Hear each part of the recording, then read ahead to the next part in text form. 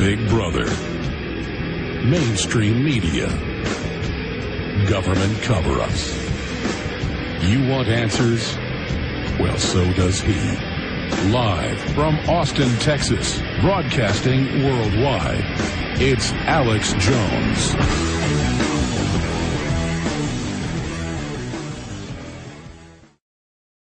Lieutenant Colonel Anthony Shaffer, OperationDarkHeart.com. Lieutenant Colonel Shaffer is a highly experienced intelligence officer and recipient of the Bronze Star, 25 years of field experience. Tony has commanded and directed several key operations, intelligence organizations. These include Special Mission Task Force Stratus Ivy that conducted direct support of DOD, compartmentalized activities, OSD, SOCOM, the Army. It goes on about, go through his entire bio here. Operation Dark Heart Story, the New York Times bestseller. They suppressed a lot of it. They bought up some of the first books and then blacked out a lot of it. So they've really been trying to keep him from telling the population of this country and the world what he told Congress and what was suppressed during the 9/11 Commission as well. And he joins us to talk about all of this today. Colonel, good to have you here with us. Well, thank you for having me again, Alex. Good to be on with you. There is so much to talk about today, and we're going to break in a moment. This is a short segment. But out of the gates, just recap what happened with your book and what your book does deal with that certain elements of the Pentagon don't want people to see. Well, it's ironic, Alex, when you think about it. We talk about this on your show. As a matter of fact, we had a detailed discussion about the fact that the Army had just completed reviewing and clearing it the first time you and I talked. So it's interesting that according to the Defense Intelligence Agency, they don't have a clue. They had no clue that the book was coming until like midsummer. I mean, it's beyond the pale of belief. And plus, in addition to mentioning it on your show, I mentioned it on national TV, the O'Reilly Show, Larry King, and in the end, they decided, DOD, with Defense Intelligence Agency leading the charge, literally decided to intercede on the publication of my book the day before the book was going to be distributed nationally. So you got to wonder, why on earth would you wait to the very last minute? And it's very clear, just to summarize before we get into the details, they meant to disrupt the release of the book for any number of reasons. And obviously, despite the fact that it was cleared by the Army, there were apparently a number of things in the book that DOD, and again, the Defense Intelligence Agency is different than the Army, if your listeners do understand it. They are distinctively different organizations within the Department of Defense, and often they have different objectives and views. And for whatever reason, the DIA has, and I think you and I know why, DIA has some pretty bad feelings about me and my disclosures back in 2003, initially to Philip Zelikow at Bagram regarding Able Danger, and then, of course, my testimony, which got me fired in 2005 and 2006. So it's really those issues, I believe, at the core of why they did this, literally the 11th hour interdiction of the book, trying to cause maximum disruption and havoc, essentially to send a message to others to say, you probably don't want to, break ranks because we're just going to make your life miserable any chance we get. And, of course, we've heard about these new DOD rules that officers can't talk to any media about any subject without authorization. Have they been trying to use that on you? Well, it's interesting. I did seek and I did obtain guidance before the current publicity tour I'm doing right now. And so essentially the guidance I've been given is that I can talk about the book, which has been cleared, but I have to be careful that I can't talk about certain elements of the Army, I'm an Army reservist, so there's certain things I can't talk about within the context of that. And obviously that I've been reminded of my security oath, which, I'm not sure if you're aware, but my security clearance was restored as part of the review of the book. So obviously they try to use that to prohibit me from talking about the information they took out of the book. And by the way, Alex, that's going to be subject of a First Amendment suit against DOD here in the very near future. Well, let's talk about that suit, what you can talk about that's in the book, and if you can give us any hints in the parameters of the law about what was excised from the book, and we'll also get into some other key issues with Lieutenant Colonel Anthony Shaffer with his #1 bestseller out there right now. We'll be right back. Stay with us. Mega corporations have basically taken over this country and almost every other nation. They are destroying the Bill of Rights and Constitution. We are broadcasting in occupied territory. We want our republic, our Bill of Rights, our Constitution back. OperationDarkHeart.com is the website. The book is the Operation Dark Heart Story, now a New York Times bestseller. The Pentagon grabbed the book, destroyed the original copies, made a deal with the publisher to black out large parts of it. And Lieutenant Colonel Anthony Shaffer is one of the chief officers over Stratus Ivy, or the head of that, and also involved deeply in Able Danger. And what is in the book is what he told Congress, and so much came out as the book neared its publication, backing up everything he talked about, that I think that's one of the biggest reasons they've tried to suppress your book. Am I wrong in saying that, Colonel? No, I think you're right. I think there's three things in popular media right now that you can refer to and very easily pick it up. As a matter of fact, a fellow author at my publisher is General Hugh Shelton. His book is just out, and he actually talks about the existence and success of Able Danger in on page 280, 283. So right there's a clue. The next big clue that people have talked about in a little bit is the book called Horse Soldiers, where General Jeffrey Lambert talks about the fact that not only did we discover Muhammad Atta as part of Able Danger, that he was briefed on, he admits this, he was the guy who prohibited me from moving the FBI, the information to the FBI relating to the 9/11 terrorists. And then most damning, I think, was a Fox News thing, which was done recently, I think within the last 2 weeks, relating to the fact that they got a hold of the DOD Inspector General report, God bless him for getting a copy that was unredacted, which means they could go out and talk to the actual individuals. The DOD IG had tried to hide the individuals by basically coding everybody, which made it, kind of a gobbledygook, and you really couldn't make heads nor tails of who said what. And I think they did it for a reason. They used the Privacy Act as an excuse, but I think clearly their intention was something different. Well, anyway, they got a copy of the unredacted report with the names. And, of course, the first thing any good investigative organization is going to do is go back and check. And that's what they did. They went back and re-interviewed folks and showed these folks their testimony. The interview results, basically the summary of what was attributed to them. And I think everybody they talked to said, that's not what I said. That's not remotely what I said. And oh, by the way, they left out key information to include the fact that in one instance, one of the witnesses talked about the fact that she was the one who discovered the Muhammad Atta photo.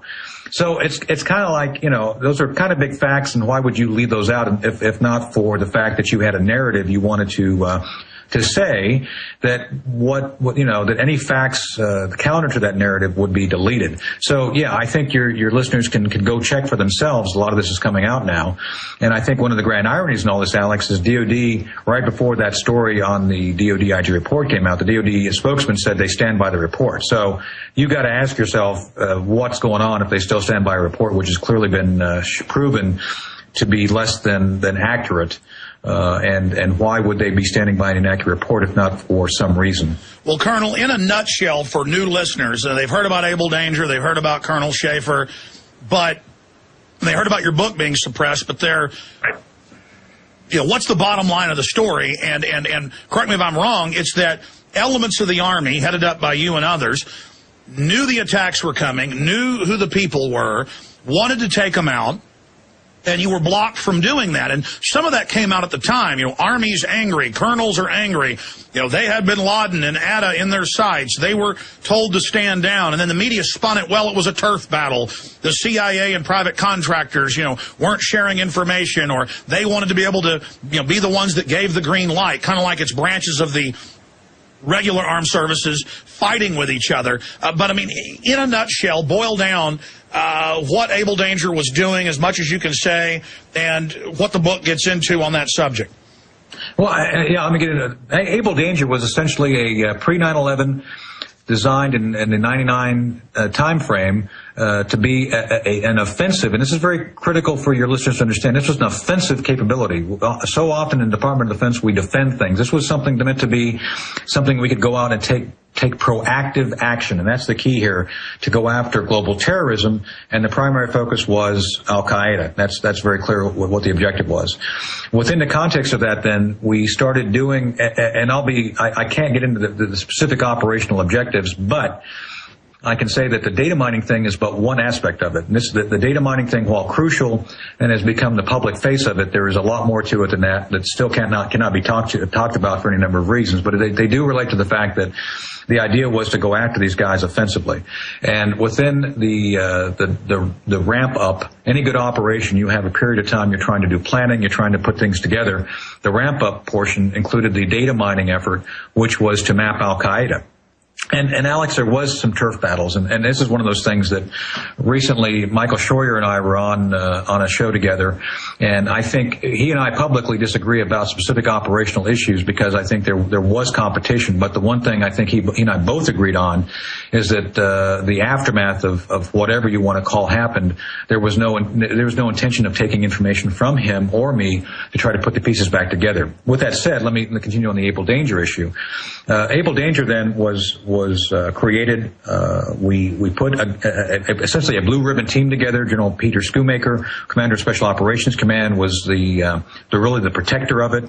And the idea was to be prepared on call to go after Al-Qaeda and not to interfere with what Alex Station, and there's been a great deal of discussion, public discussion about Alex Station, Alex Base, and what they did to target bin Laden for covert action. We were not going after bin Laden. We were going after the infrastructure, looking at elements of that infrastructure for purposes of understanding it primarily, and then at some appropriate time using a variety of techniques and procedures to do something to degrade it, to make it less effective than it might be. And that's where the mystery deepens, by the fact that we had continued to work until essentially January of 2001, at which time everything stops. There was a briefing to General Hugh Shelton. This was made public, and then that's where the trail kind of ends. So you were blocked, bottom line, from frustrating Al-Qaeda. That's absolutely, that's a great summary. Yes, that's essentially the bottom line of what happened. Yes. Okay. Let's get to the heart of this. I'm sure you know about Sybil Edmonds, FBI translator. She's broken her gag order in court. Headline: CIA in control of Al-Qaeda up until day of 9/11. She's listening to people inside our government talking to Al-Qaeda leadership, and you see that and you think this woman has no reason to lie. Then we have this Fox News headline yesterday: exclusive Al-Qaeda leader dined at Pentagon just months after 9/11. Anwar al-Awlaki, he's the guy reportedly behind the Fort Hood nut. He's the guy behind the underwear dud. He's the guy behind the Times Square, we're told. He's always in contact. And then the CIA for 2 years knows that he's talking to this Army officer, the psychiatrist. Right. And I mean, this is amazing. What do you say to that? Well, this is where you and I may disagree. I don't know.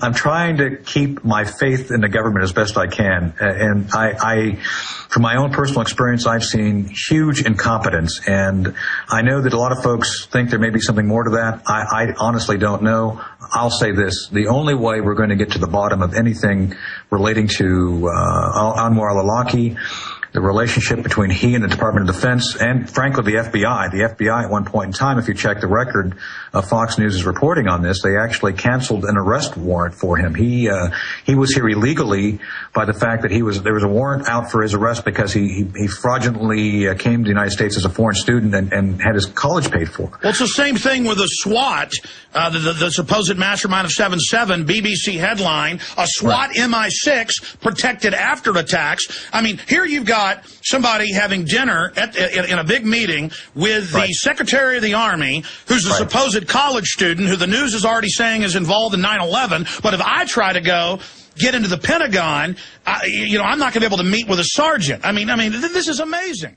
In direct support of DOD, compartmentalized activities, OSD, SOCOM, the Army. It goes on go through his entire bio here.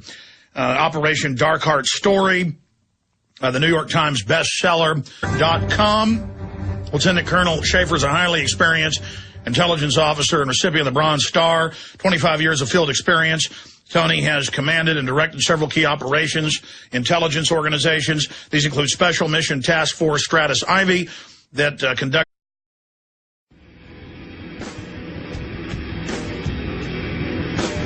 Big Brother, mainstream media, government cover-ups. You want answers? Well, so does he. Live from Austin, Texas, broadcasting worldwide, it's Alex Jones.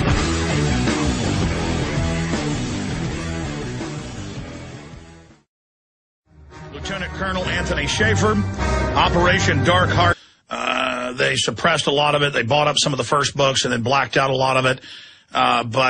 So they've really been trying to keep him from telling the population of this country and the world what he told Congress and what was suppressed during the 9/11